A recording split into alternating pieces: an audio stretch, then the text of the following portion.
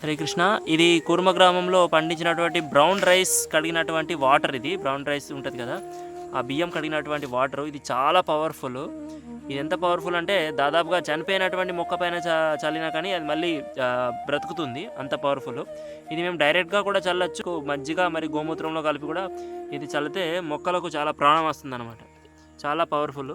దీనికి ఎటువంటి పురుగు కానీ ఏం రాదు, చాలా ఘాటైన వాసన వస్తుంది. ఇది ఈ చెట్లకి ఇక్కడ సోరకాయ చెట్లకి పురుగు పట్టకుండా ఇక్కడ పౌడర్ చల్లుతున్నాము. ఈ పౌడరు ఆవు పేడ యొక్క బూడిద, అది చల్లుతున్నాము. దాంతోపాటు ఇక్కడ ఒక లిక్విడ్ తయారు చేసాము.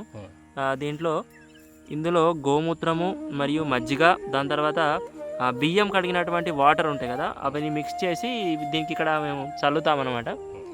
దానివల్ల పురుగు అనేది రాదు. ఈ విధంగా ఇట్లా చల్లుకోవాలి దాని పైన. తర్వాత చల్లిన తర్వాత ఇలా బూడిద చల్లుకోవాలి. ఇలా ప్రతి 4-5 రోజులకు ఒకసారి ఇలా చల్లుతూ ఉండాలి. ఇది పెద్దగా అయ్యే వరకు, కాయలు వేసే వరకు. తర్వాత ఇంకా చల్లాల్సిన అవసరం లేదు. ఇక్కడ ఒక చెట్టు ఉంది, ఈ మాత్రం సైజ్ అయిన తర్వాత మనం ఇంకా దాన్ని వదిలేస్తే సరిపోతుంది, ఇంకా ఏం పురుగు పట్టదు.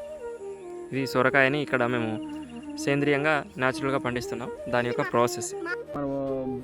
మనం బయటకు ఉన్న సొరకాయకి దీనికి చాలా డిఫరెంట్ అన్నట్టు. అంటే మేము బయట కూడా స్టార్టింగ్లో మేము తిన్నాం సొరకాయలు, కానీ దాంట్లో నీరు శాతం చాలా చాలా తక్కువ ఉంటుంది అన్నట్టు. మళ్ళీ తక్కువ రోజుల్లో ఉంటుంది, త్వరగా పుచ్చిపోతుంది. సో అదేవిధంగా మనం ఈ సొరకాయని చూస్తే ఎక్కువ రోజులు నిలువ ఉంటుంది.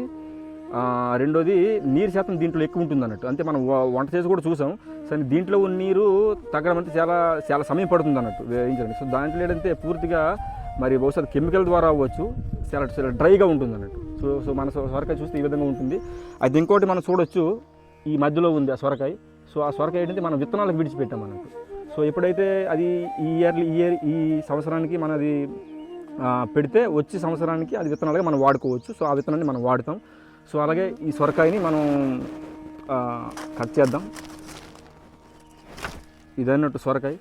సో బయట సొరకాయ మీకు తాజా కనిపించవచ్చు, ఎక్కడేం లేకపోవచ్చు, కానీ ఇక్కడ చూస్తే కొన్ని మచ్చలు మీకు ఈ కనిపించవచ్చు. కానీ ఆ బయట ఉన్న సొరకాయకి ఈ సొరకాయకి చాలా డిఫరెంట్ అనేది ఉంది. ఎందుకంటే ఇప్పుడే మనం మాట్లాడుకున్నట్టు కెమికల్స్ వేసింది, కెమికల్ లేకపోయింది. సో చాలా డిఫరెంట్. సో అది కూడా మన ఆరోగ్యానికి ఇది కూడా చాలా మంచి ఆరోగ్యాన్ని మనకి ఇస్తుంది అన్నట్టు.